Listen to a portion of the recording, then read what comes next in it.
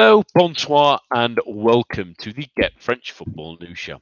I'm Nathan Staples, and joining me this evening are Eric Devin and Jeremy Smith. The transfer window is rapidly closing, and with teams not quite as frantic as in the past, will there be any late deals to come, or is everyone relaxed a little bit as soon as England left the party? The latest on some breaking transfer news and the league and weekend as it happened after your latest headlines. Lyon bounced back on Friday night with a 2-0 win over Strasbourg. The former striker for the Alsace side, Martin Terrier, opened proceedings for Les Gaunes, with Bertrand Traoré wrapping things up in the second half. Saturday saw Paris Saint-Germain maintain their 100% record so far as they beat Angers 3-1.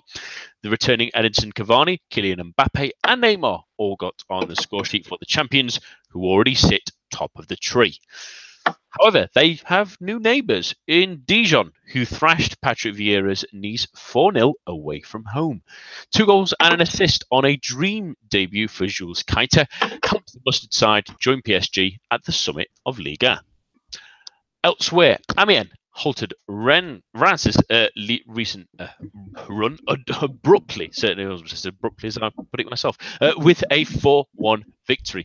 Toulouse also ended Nîmes' great start with a 1-0 win, as Saint-Etienne and Caen both earned draws away from home, with Les Verts being goalless against Montpellier, as Nantes were held 1-1 by Fabien Mercendar's side.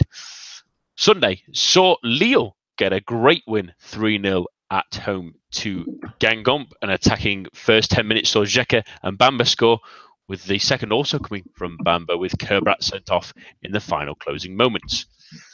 Bordeaux put recent troubles behind them with a 2-1 win over Monaco earlier. Francois Camano scored from the penalty spot, with Pietro Pellegrini grabbing the equaliser before there was a miss at the penalty spot for the debutant Samuel Kalou, while Francois Camano wrapped things up for the Girondins in the final few minutes, hopefully impressing what may be incumbent boss Thierry Henry.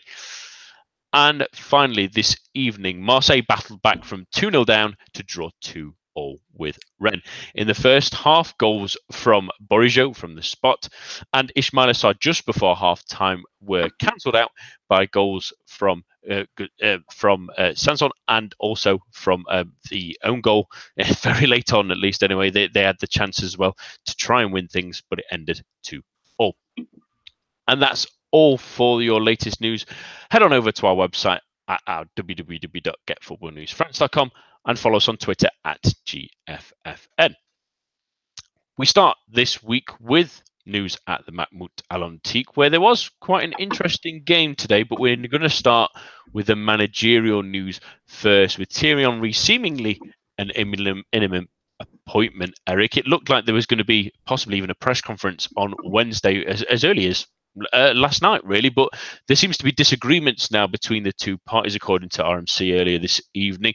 Talks are not completely off, but they're at an impasse where Henry supposedly wants a €2 million a year salary. He's also holding out for a number of new signings before the window shuts, and the club are obviously looking at possible plan Bs now, but it's not completely off the table. It seems a little bit muddled now. Even fans started printing shirts with Henry number 14 on the back because seen at the game today. Does it seem a little bit like a bit of a fumbled situation now, right? When well, this time last night, it seemed like it was all signed, sealed, and delivered.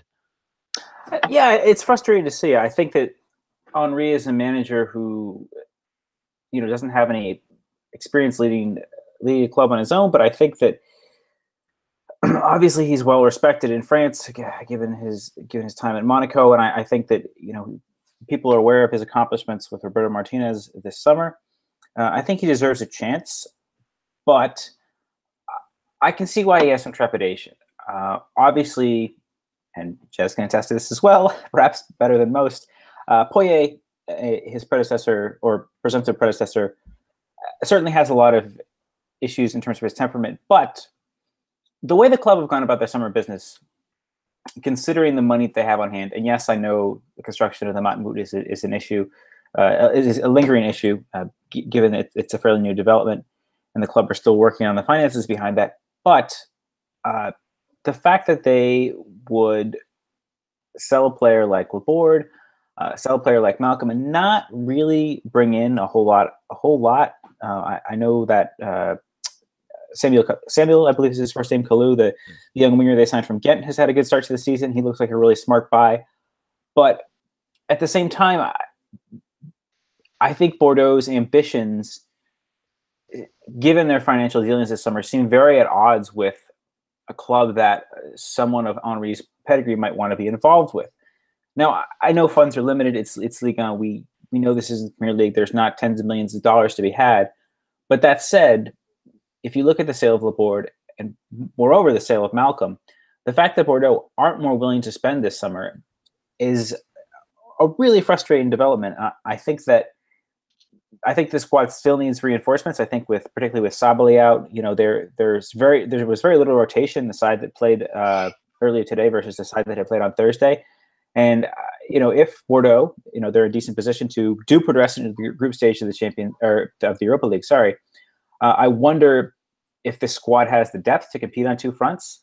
It's good to see that they're in Europe, and I can see that being a potential carrot for Henry. But the fact is, if this squad can't be reinforced with players of an evident quality, I really have a lot of questions about what the side's ambitions really are. I mean, Palencia looks a decent signing on loan from Barcelona as well. It should provide a little bit of depth at right back.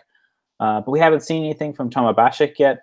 Jimmy Briand, same thing. I mean, he was great for Guingamp, but I think that Bordeaux are certainly a higher level than Guingamp, where Briand wouldn't be made the focal point of that attack in the same way. So I don't really see that there's a concordance in terms of ambition and money brought in this summer that would make me think that this club have any level of ambition that would prove attractive to a youngish, I think Henry is 41, that would attract him as a place to start his career.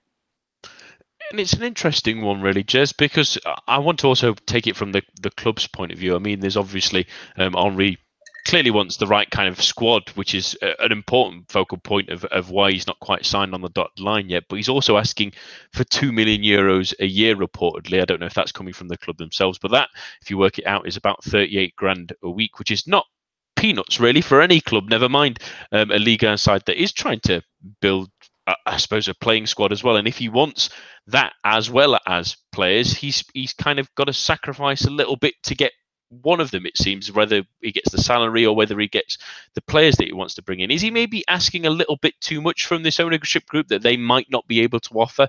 And at the same time, is that maybe a little bit arrogant for a first-time boss?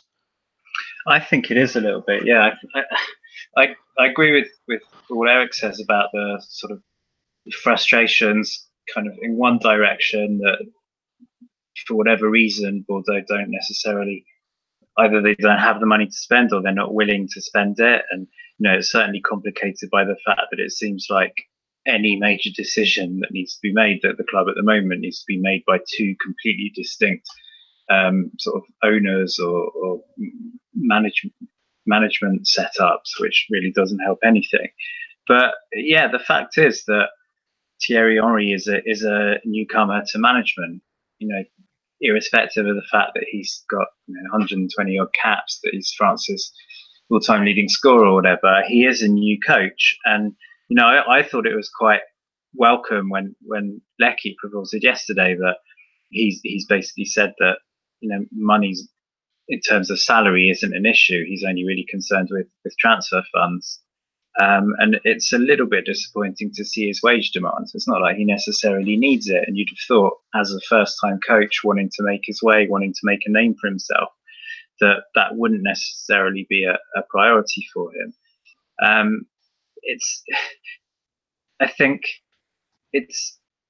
For me, I think it's a reasonably good job for him to go into. It is dangerous, I guess, that he, without the funds, maybe he can't do as well as he could, and people might point the finger at him if Bordeaux disappoint. But you'd hope that the more sensible people out there would also say that if things didn't go brilliantly, well, he has had his hands tied behind his back a little by Bordeaux's reticence to spend in the transfer market.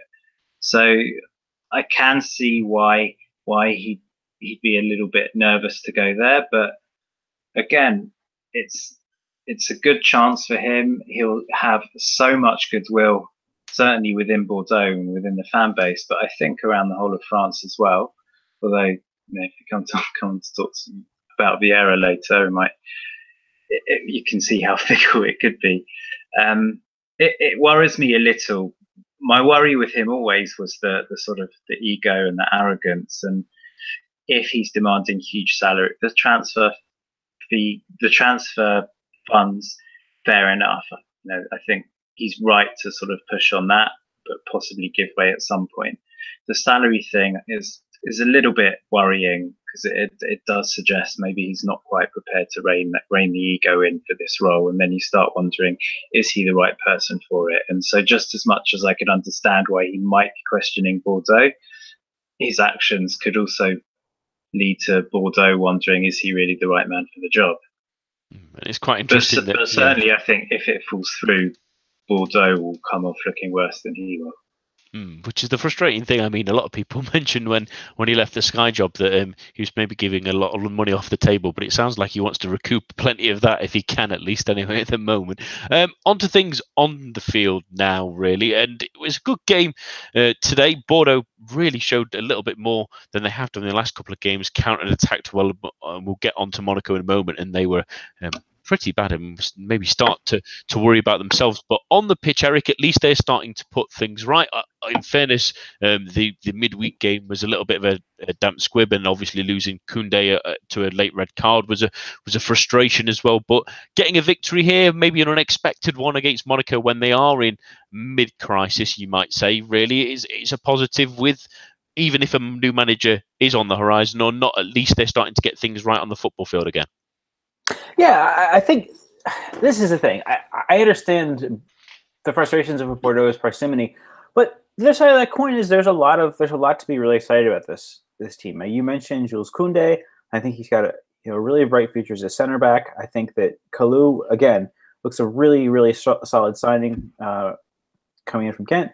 The young midfielders, Yusuf and Tchouaméni, again, same thing. I think there's a lot of potential real positives for this team going forward. I think Valentin Vada didn't have the greatest season last season, but I think we saw 2 years ago that he can be a really influential player as well if used properly. I think that might be a situation where a new manager might come in and sort of adapt this team maybe to a 4-2-3-1 rather than a 4-3-3, and you'd have a more positive presence in midfield with him as well.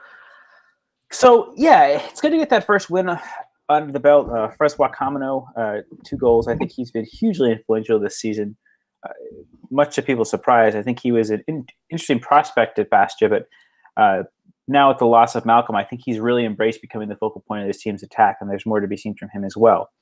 So it's good to see Bordeaux win, but the fact of the matter is I think that this club's potential in terms of the young players they have on hand, and players that aren't exactly prospects anymore but are starting to really establish themselves as impressive players, the likes of Kamano, Maxime Pounjé, Youssouf Sabaly, when he returns from injury as well.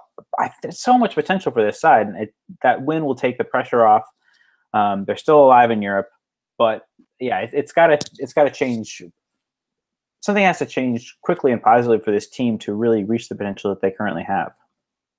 Absolutely, and as a point for Koundé, I know he obviously be disappointed with that red card he had midweek. He's had a shaky moment in this game as well, where he's given away the ball to Pellegrini for him to score his first goal in Ligue 1, the first one from the 21st century to score in Ligue 1, according to some reports, at least. Anyway, we do maybe need to fact check that one just to double check, but that's a great little stat. But definitely, there's a lot of positives for them. But Jez, there's less positives for the team that were on the other side of the field in Monaco. They obviously drew last week 0-0 to Lille. They did relatively well in that opener against Nantes, although a lot of people expressed how good Les Canaries were especially in the first half. But they were at 6 and 7s in the defence again today. They were playing a very high line for the speed for Kamano to play in behind them. They're still missing a couple of players, you may argue. Golovin obviously still to come into the side, but at the same time, you're starting to worry a little bit about Monaco and their fragility at the back, where they're giving away chances. They Bordeaux had 2 penalties today where Benalio brought one down and Jemison did another one. Shaky moments starting to creep back in. Those worries about the defence again. Yeah, we kind of have the same conversations every year about Monaco, and every year Jardim kind of pulls it out of the bag. And I wouldn't say I'm worried in the sense that I don't think they're going to be in any trouble or anything like that, but I do worry that the time it's going to take the team to gel, get used to the newcomers, that kind of thing. It may be too late for Champions League, or certainly leave them with a big uphill battle to qualify. And as you said before, I am kind of surprised that Jardim signed on for another year, or at least that having secured him, that they didn't give him a little bit more help. It's almost like that his bosses are sort of going out of their way to make him work even harder to prove what a good manager he is. And it does feel like they've gone a little bit too far this year. And although a reasonable amount of the starting 11 today was relatively experienced, there are issues there. You do want a settled defence, and although Toure, Glick, Jemison, that they've been there a while, Jemison I think has always been a little bit dodgy. Glick is not the player he was 2 years ago. Toure, partly because of injuries, has sort of plateaued at best, possibly gone backwards at worst. Benalio came up with some good saves, but to me he's not a Subasic in terms of sort of marshalling the defence. And yeah, I just feel, on paper it's still a very, very talented team. I still think that at some point they will gel, and certainly have the odd, really good match where someone unlucky it was going to be on the other end of a beating. And obviously you've got players like Pellegrini who are going to come in, and when they get their chances, Goebbels probably at some point as well. We'll see how special they are, and hopefully over the course of the season they'll really develop. But in terms of the team and what the bosses are asking Jardim and the players to do, it's very difficult. And as Eric said about Bordeaux, although everyone's kind of talking about the club in terms of crisis, they are a good, talented team. And with the fillip of Henry possibly coming in, even though he hasn't come in yet, it's not an easy place to visit. And it's not a massive surprise that Monaco went down today, I don't think. I think people like to jump from crisis to crisis, really, and I think any time that a big side starts to lose some ground, especially when Paris Saint-Germain are on such a stride already with teams dropping points, that they'll try and grab onto anything. Onto a couple of games now where sort of it's more trains passing in the night at the moment, at least, even though it's this early stage of the season. And let's start with Nice versus Dijon, because that was a really big result on Saturday, really, for the away side at least, Eric, but a real disappointment again for Vieira, who's not got off to the greatest of starts, to say the least, really, at the Allianz Riviera. Are they in crisis mode already? I think you have to question whether or not that's the case. Obviously, Mario Balotelli comes back from suspension next week. He can use that time in the international break, assuming he's not called up by Italy. I don't know if Italy's announced their squad yet for the break, to get back into the swing of things and to be the 15 goal a season scorer that we know he can be. It'd be a focal point of that attack. I like a lot of the signings that Nice have made. Danilo Barbosa looks a good signing.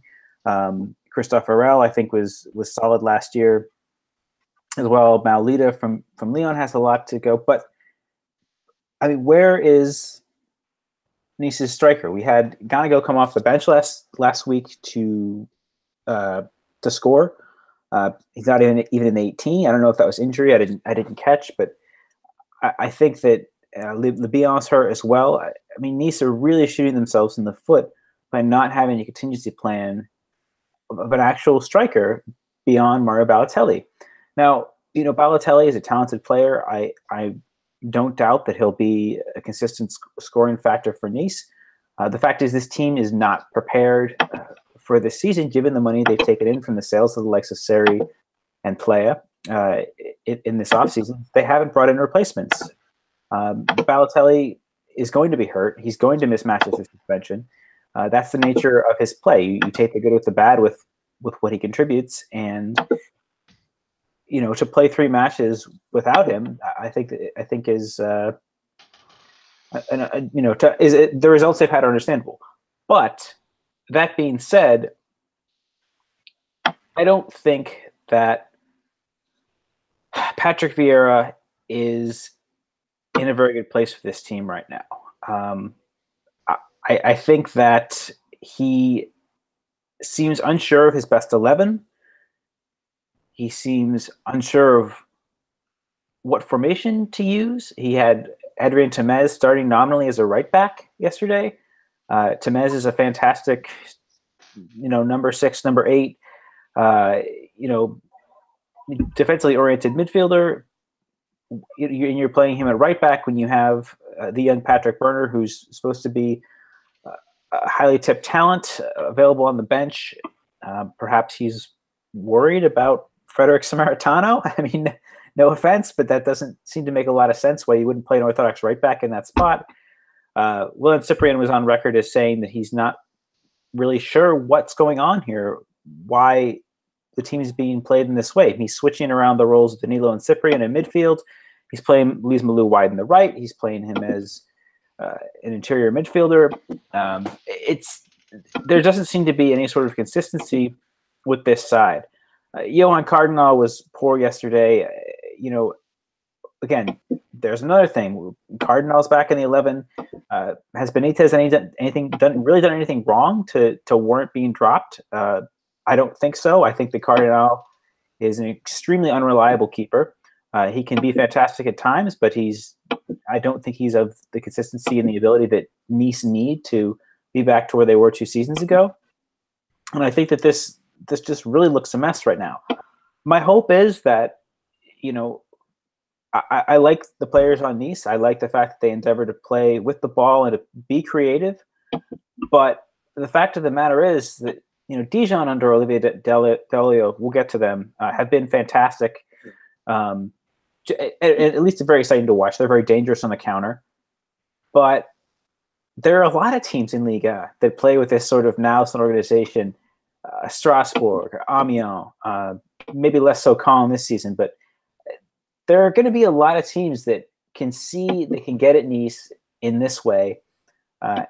Really, that midfield trio of Sliti Abeid and Loyolis, the young midfielder there, were really impressive. I mean, we'll get to Dijon again, but credit to those 3 in particular for really pressing and breaking up that midfield rhythm in terms of what Nice were trying to establish. But Vieira really looks over his depth right now. I know he's being frustrated by a lack of a central striker, but I think that he should not use actual matches as a tactical sandbox. He should have more of an idea and more of a level of consistency with these players, not only to instill confidence in them, but to install a level of predictability that allow them to succeed going forward, even without an orthodox striker. So it's a really frustrating start to the season. I would say, let's see how this team recovers from the international break. Perhaps bring in another striker. Anthony Modeste has been mentioned. If that happens and they get a decent return from Balotelli, I think Nice could be pushing at the fringes of Europa League. But if it doesn't, I think this team, if Balotelli, downs tools after the frustration of this summer, this could really be a team scrapping for survival, given the lack of goals in the side is currently constructed. Jez, I've got a sort of 2-part question for yourself, because I brought up a lot of good points there, really, and I want to talk about sort of a mix of one of them at least anyway, and that's, do you think that given the money that they have got in this summer for player, for Seri, the fact that they've not reinvested that in the squad, does that surprise you? And also added to that, really, I suppose, is that maybe did we expect a little bit too much from Vieira, just because he was the sort of, the one that was heralded as possibly being in the sort of chain for Manchester City and did a decent job from what I've heard of New York City. Have we maybe thought that he would walk into there and really continue the great work with Favre and not think that those losses that they've had and the fact they've not brought in anyone to even add some depth to the squad, really, has really hindered him? On the first point, I think again, like Bordeaux, like Marseille, Bordeaux got in whatever it was, 40 million from Malcolm. Marseille got a lot of money, surprise money from Zambo Anguissa, and none of them seem able or willing to spend the money. So, I don't know the ins and outs, but I think Nice, when Vieira arrived, were linked with a lot of players, but none of those players have come in. None of them were necessarily big money players anyway. They're all sort of talented, not necessarily all youngsters, but sort of relatively a little bit more than middle of the road players who possibly they wouldn't have had too much competition challenging for. So I think that there must be some issues there that mean that they can't spend certainly all the money that they brought in, which is a pity. In terms of Vieira, I feel sorry for him, because I actually do think that he's got Nice playing some really nice football and keeping up the tradition of his two predecessors in that way. But he is hamstrung by the fact that there isn't they missed 4 or 5 really good chances yesterday at crucial. Generally I think they were all at 0-0, possibly 1 or 2 at 1-0 down. And if you put one of them away, the things look quite different. And there's only so much that he can do once Maulida or Elise Malou are on the pitch. They need to be putting those chances away. What's concerning with him is firstly as Eric said, the sort of chopping and changing. Maybe it's not his fault that Souquet isn't being able to be played at right back, because there's issues there about his salary or contract renewal or whatever. So he's again a little bit hamstrung there, but still he's chopping and changing too much. And what's really concerning is 1-0 down. Okay, you can say we're unlucky, we didn't put our chances away, we lost by the odd goal. But to sort of collapse in the way that they did in the last 10 minutes and concede 3 in the last sort of 7-10 minutes, that's a real concern. And that makes you think that there's a lot more to it than just a little bit of sort of clumsiness with the goal gaping. As you said, he has been building a good reputation for himself at Man City and New York City, and I hope that he's given the chance.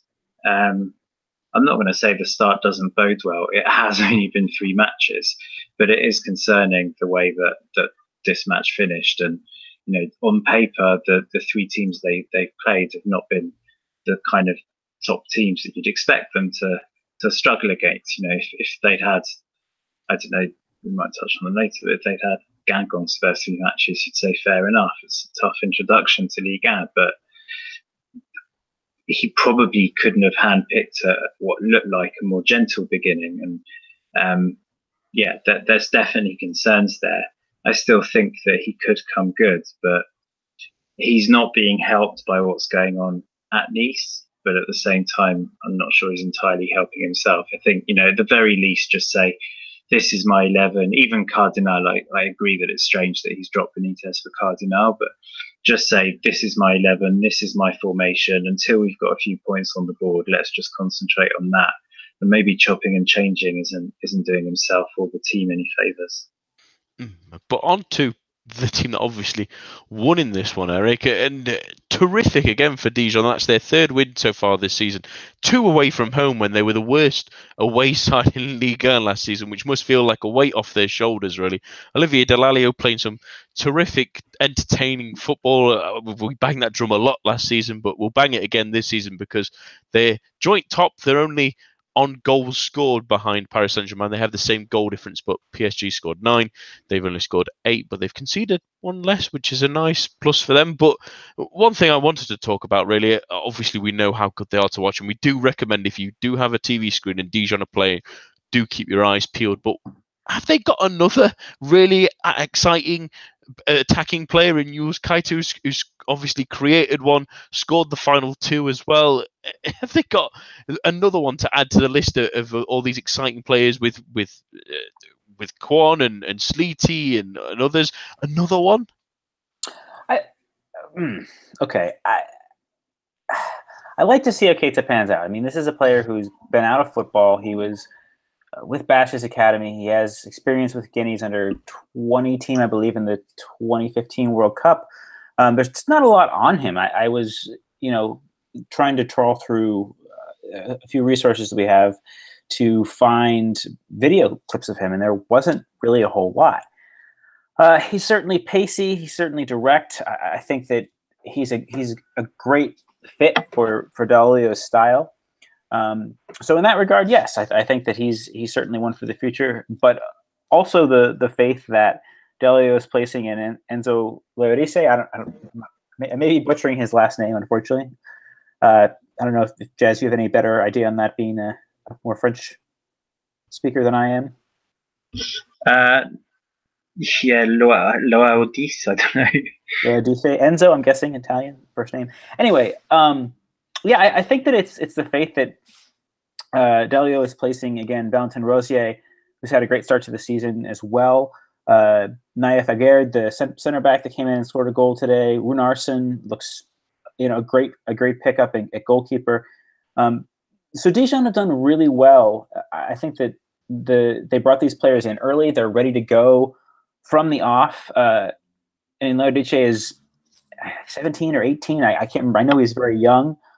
And to see that faith being placed in these players, in Keita as well, it really speaks volumes, not only to the attacking philosophy that Dalio has implemented in this team, but to how well the sporting team at Dijon have worked in identifying targets, identifying weaknesses, and how also Dalio has how the communication there exists to bring these players in, get them up to speed, get them into the first team, and have them be successful in these very early stages of the season, where some teams are still scrambling around for players. I mean, we'll get to Marseille later in the program, but there's no rugs being pulled out from under Dijon at this point in time. They brought in their players; they're ready to go, and I think that sort of start is a product of not only Dalio's philosophy and the progression of some of these younger players, but also just a really strong and well done, well executed off season. I don't think that we can underestimate that, given the struggles of Monaco having Keita leave late on, of Lyon struggling with their center backs, and there's other clubs as well that don't really seem to have adapted to the losses of certain players. So, bearing that in mind, I think that it's testament to Dalio, to his attacking philosophy. I think in particular the midfield for Dijon was excellent yesterday, putting pressure on that Nice midfield and not allowing them to play with the ball in the way that they're normally used to. But also, just good preparation. I think that makes a difference, and to give Dijon a leg up in their early seasons. I don't anticipate this lasting. I don't see Dijon finishing, in the top 6 or something. I think that this is probably more on par with strong starts that we've seen in recent years from Angers. Guingamp were in the top 5 2 seasons ago for much of the first half of the season. We can see something like that, but I don't think Europe's within their reach. But I think that certainly that summer preparedness has allowed this club to start off well, and until other teams sort of catch up to them, as it were, I think we can look forward to seeing this continue. This is the thing. It might be a little while till we see Dijon really start losing some games, because the next couple of games they've got Caen at home, Angers at home, Reims away. They're not the most difficult games. Then they hit maybe they've had potential real test in Lyon, but they've got some relatively sort of fixtures even after that. You've got Strasbourg, Amiens, then they face Lille and Monaco, which are tougher games again. They've got a chance to run into October with a really good points tally, and never mind sort of fighting for Europe, at least anyway, but the fact that they can pretty much be confident of staying safe in Ligue 1 another season, which is then obviously their first goal, will be, by that sort of time, would be a terrific end for them.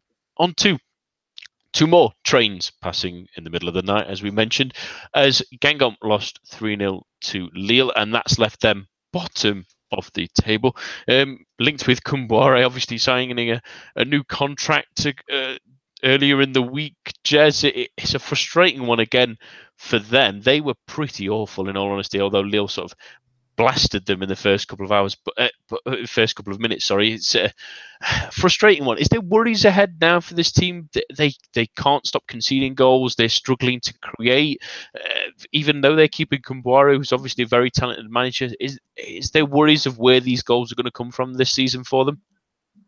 I wouldn't be worried yet. As I mentioned earlier, I don't think they've had the easiest start. I think Saint-Etienne away is pretty tough. They had a very good pre-season, so they were going to hit the ground running. And then PSG, I thought they gave a really good account of themselves, and actually, I thought 3-1 was really harsh on them. And I think, as I mentioned possibly last week, I actually think they should have had a penalty at 1-1, which really could have changed the game. Today was, one of those days, 2-0 down after 10 minutes. You're always fighting a big losing battle to get back into it. But, Maignan had a little bit of work to do at points in the match. So you never want to start with 3 losses. And, whoever you're playing against, if you lose those first 3 or the first few matches, then, there's a big job on the coach and the more experienced players to ensure that heads don't go down. But I don't think there's too much to worry about yet. Roux, at times in his career, hasn't looked very lethal, but last year he had a very good season, and he's looked sharp, I think, at the start of this season. Thuram, I think earlier in his career, I think he was a big name purely because of his big name, if you know what I mean, just because of his dad. But now I think he is starting to show a little bit more of the, he kind of deserves a little bit more of credit in his own right. There are players like Coco and Blas who I don't think have pushed on as much as they should. So you need to sort of keep an eye on them. Saliba is unsettled. Is he going to stay? Is he not? But I still think there's a decent squad there. Again, not one that's going to put up any trees, not one that's going to challenge for Europe, I don't think. But I don't think there's anything too alarming yet. Eric, it's a strange one, isn't it? They have had a hard sort of start to the season, and they've got a fixture against Toulouse coming up just before the winter break that will probably be a little bit crucial for them, if not for the points, but for the confidence side of things. They just seem to be treading water a little bit. They were poor today as well. That was maybe the disappointing one. At least in the Paris Saint-Germain game, they showed a lot of character. They looked very good, especially in the first half. But sometimes maybe this team a little bit playing up to opponents and maybe dropping their level sometimes against teams that they maybe think they should be competing for wins against, or do you think that maybe it's just the sort of early game jitters? I would go with the former, Nathan. I think that there were watching this match this morning for me.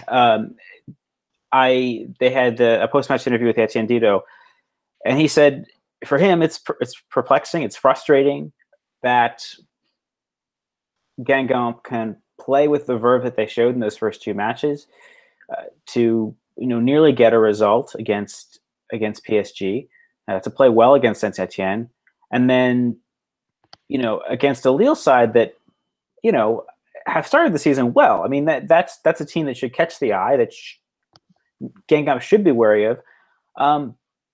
They didn't seem quite up to it. I mean, I think obviously Antoine Kombouaré made the choice to start Cheikh Traoré at right back over Jordan Nkoko. Traoré looks amazing going forward, but he also looks a total wreck defensively. He got booked. He conceded several silly fouls. Bamba really had his way with him. So maybe to introduce a player who's new to Ligue 1 into that situation is something that could also be counted against them. I think that Kombouaré has generally been a pretty good steward of young talent throughout his career. But I think perhaps in starting Traoré in a match like this, a team that is so pacey and so direct, was not the best decision. And honestly, I mean, Lille could have made this more. There were definitely some wayward touches and shots Bamba had a couple chances that he fired over. I mean, it could have been more. I think that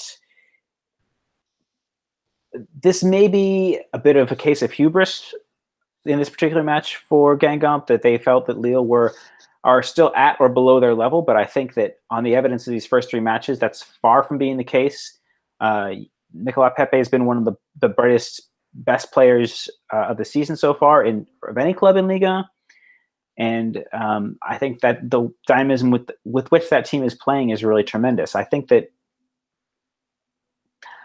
as Dito said, I think it's a case of not being prepared for this opponent, not respecting this opponent, and that they should have played with the same determination, focus, drive that they had exhibited against PSG and against Saint-Etienne. And I think that they perhaps could have come away with more.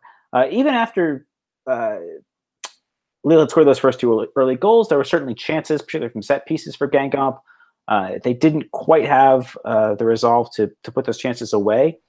But I think this, again, we're still early enough in the season that I don't think things are lost for Guingamp, but I think that the Camboire needs to get back to basics and make sure that this team is playing with the same level of coherence and focus and defensive solidity that we need to see from them. Certainly sounds like a plan to me, Eric. They're just really disappointing today. I think, like Dito was saying, it was somewhat born out of frustration, but it does make that game against Le Violet next weekend extra important. They can't afford to start dipping these results, especially when the confidence is low after 2 relatively good performances, but getting nothing out of them. If you're following that with 2 bad performances, 2 losses, and bottom after 4 games, you start thinking you return to a game against Marseille. That's not ideal. Things start building up. That's how teams start slipping a little bit sometimes. But on to Lille, who looked excellent again, really, Jez. They were flying forward. They were exciting. Bamba and Pepe, really, the juggernauts of that, really, in their style. It feel like this mixture between Galtier and Lille, does this feel like the right mixture that might push them back into the sort of European places that they want to be? I know there's still a bit of the DNCG thing that obviously some teams are still looking at Pepe themselves and they may still offload him, but things are certainly looking rosier than they were this time last season. Yeah, absolutely. I think when Jardim started at Monaco, it was all very defensively minded, and everyone said, well, is he capable of playing attacking football? And they went to the league playing fantastic attacking football. And Galtier is kind of more of a slow burner, but it feels like his career, certainly at Saint-Etienne, was pretty much entirely built on defensive, very unadventurous football, and which I think was ideal for Lille last year. When you're fighting against relegation, that's what you want to do. You want to just be tight at the back and hopefully nick a goal or 2 at the other end. But the main thing is make sure that those foundations are strong in defence.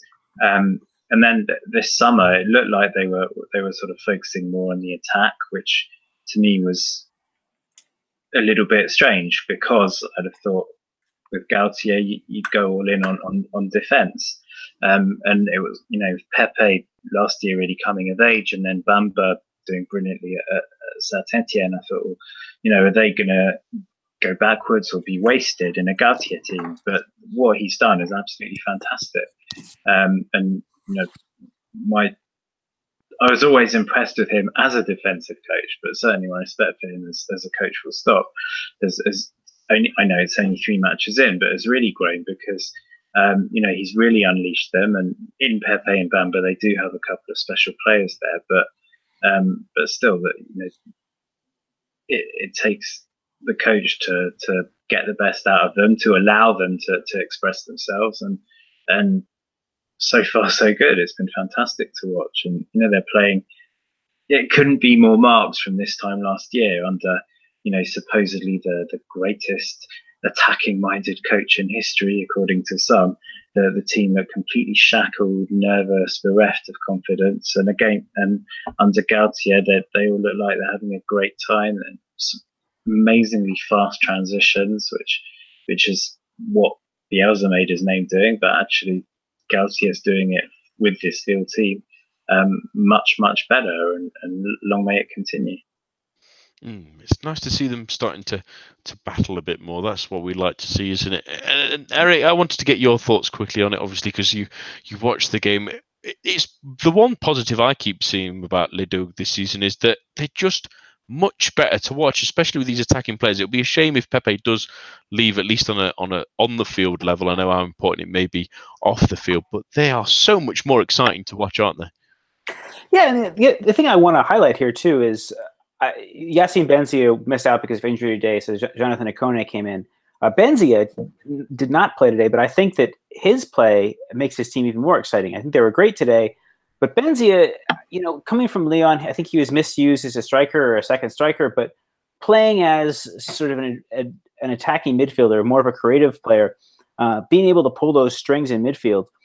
You've got him, you've got Sheka, and you've got two players whose ability to hit a through ball or a long pass is really unparalleled. You've got the young fullbacks as well there. Fode Ballatore has been streets better than he was, particularly under Bielsa last season. He was a player who I groaned every time his name was read off in that starting lineup, but he's really come into his own as well, starting to show some of that promise. And I think that midfield, without even really having a solid defensive presence, has just added so much more dynamism. And I think that's really good too. And I think that Jose Font really works well as a defensive partner for Adama Soumaro. Soumaro can move about, and you've got Font playing a more static role, but I think that works well. They seem to be establishing a really strong relationship together as well. So really, it's the whole spine of this team, I think, that's playing well. There's a dynamism, but there seems to be a good level of fitness with this side, so the fullbacks in particular can recover well. I don't see any reason this can't be sustained. And the other side of that coin too is that we saw with that draw against Monaco that it doesn't have to be, all guns blazing attacking football. That Lille can also not exactly grind out, but they can win a close match if the situation dictates. With better finishing, this team could really. I don't think the top three is realistic, but I definitely think that this team, on current evidence, should be shooting for the Europa League. Especially given the sort of shaky performances around those sides that should be fighting for those positions. On to our final bit of news tonight, and it's on the transfer window, and looks like we mentioned that some teams haven't quite done the business we expected them to, but one team that might be doing something, at least, Jesse, is Marseille. They're looking to bring in Kevin Strootman. It looks like it will be happening in the next couple of days. The Roma man supposedly coming in for a €25 million deal plus bonuses. Do you think that's the right kind of player for them, Marseille, to be going to, especially now they've obviously sold Zambo and Guisa? They wanted a little bit of reinforcement in the middle of the park. Is Strootman the right man for the job? Yes and no. I think he's the right man for the job in terms of replacing Zambo and Guisa. I think he's a really good, solid, experienced central midfielder. I think, really top class, and unlucky that a really bad injury or two has kind of scuppered him, possibly, really being talked about as one of the world greats of the last few years. I really think at one point he looked that good. It seems quite a lot of money for a 28-year-old with possibly a dodgy knee, but if it takes some of the weight off Luis Gustavo, who I think I said before, to me he was the Ligue 1 Player of the Year last year, and I think already this year at times he's looked like he's sort of carrying other members of the midfield. Then I think that's a very good thing. The only thing I would say is I still think it's not the priority position for Marseille, and they've said that they're not now going to bring a striker in. I don't know if that's just trying to make the best of a bad situation, but I really think they are missing another centre forward. I don't think Germain works there. I think he needs to be played in a front two, which Garcia doesn't seem to want to do. And I think possibly a central defender would have been more important than a central midfielder. But certainly, if they're going to bring a central midfielder in, then I like Strootman. I think in that sense, it's a good move. Eric, what do you think to the move? It's a lot of money, obviously, even for Marseille. It's roughly about a little bit less, I suppose, than they sold Zambo Anguissa for. But is it a little bit of a risk? We know the Dutchman's obviously been back for a year or so now, but he's had It's a lot of a risk. Go ahead. It's a lot of a risk. I think that given his age, I think that given his injury history, John Solano, who has done a lot of work with the Roma website, runs an excellent Roma podcast. You can follow him on Twitter, Solano_56. Definitely recommend him. He's someone whose opinion I highly trust about Roma. His quote today on the signing: in 5 seasons at Roma, Strootman has played maybe 7 months of great football. He's a quarter of the player he used to be and a tenth of what he could be. Selling him makes 100% sense for the club. I think John's spot on there. I think that clearly Roma were planning to get rid of him. The signings they've made, bringing in Pastore, bringing in Nzonzi, they're selling from a position of needing to thin their squad, and to have to bilk Marseille into paying over the odds for it is, job well done for Roma, but frustrating for Marseille when you consider other players who could potentially be on the move. Valentin Rongier has been linked with moves away from Nantes, for example. He wouldn't cost 25 million, and he's 5 or 6 years younger, and again has an injury history himself. But for example, I think that's a player who would settle more quickly in Ligue 1, who makes a lot more sense. I think that what that midfield in Marseille needs, and what made them so successful last season, is the dynamism that you had, not necessarily from Zambo Anguissa, but from Sanson and from Luis Gustavo. Strootman offers none of that.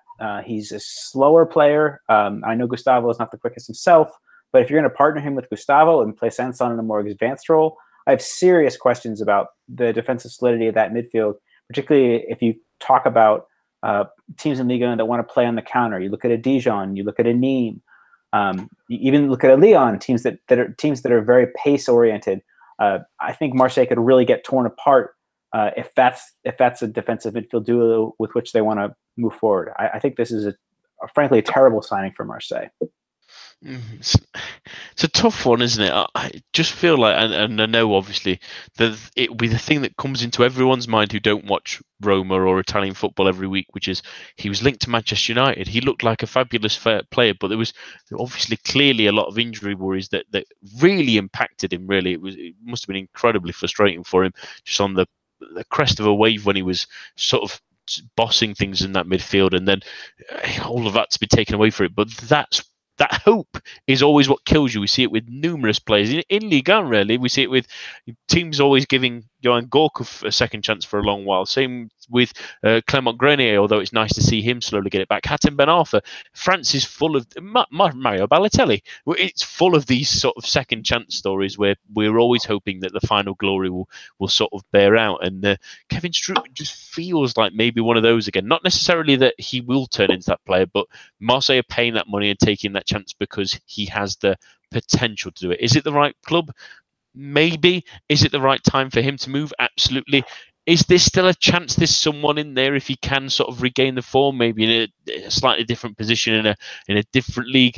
Absolutely. It's crazy to think that he's still only 28. I know that the injury history does give you a lot of worries, but he can be a really good player and a bit of experience that side, especially with what has been really a quiet end to the transfer window as we sort of approach the deadline, at least anyway, without too much movement anywhere, really. Hopefully something will go through, and I do hope that he can have a good season in Liga. That's all that we have for this evening. My thanks to Eric, Jez, and all of you watching at home. Do join us for the preview show on Thursday, and the main show will be at the same place, same time next week. A bientôt, and goodbye.